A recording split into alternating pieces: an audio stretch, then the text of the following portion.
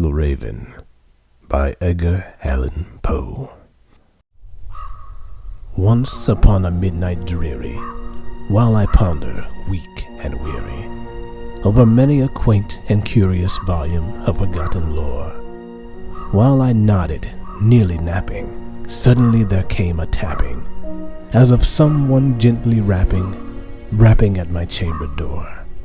"'Tis some visitor," I muttered, tapping at my chamber door, only this and nothing more. Ah, distinctly I remember, it was in the bleak December, and each separate dying ember wrought its ghost upon the floor.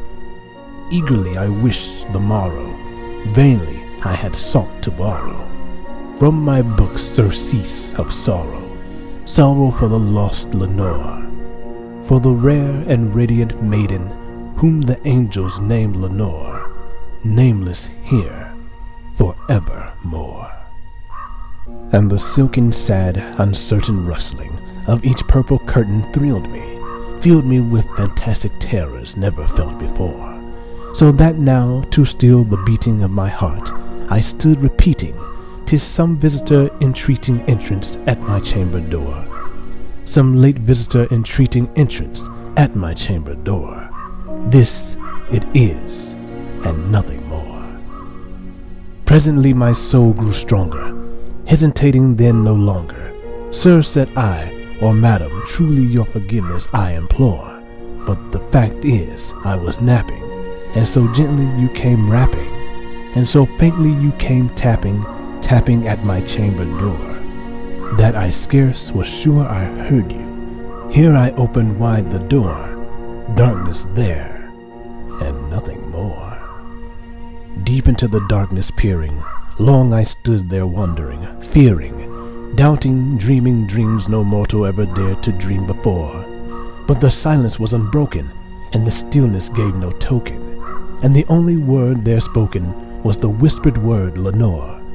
This I whispered, and an echo murmured back the word, "Lenore." Merely this, and nothing more.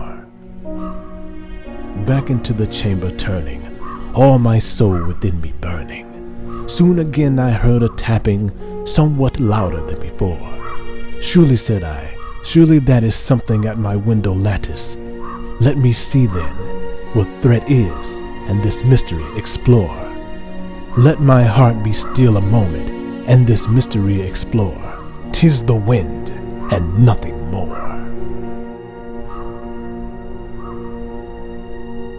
Open here I flung the shutter, when with many a flirt and flutter, in there stepped a stately raven of the saintly days of yore.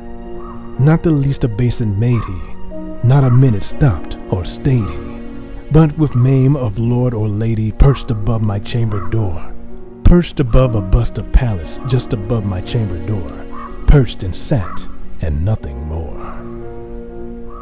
Then this ebony bird beguiling my sad fancy into smiling, by the grave and stern decorum of the countenance it wore.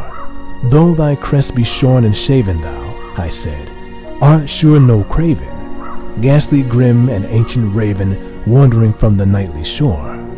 Tell me what thy lordly name is on the night's Plutonian shore." Quoth the raven, "Nevermore."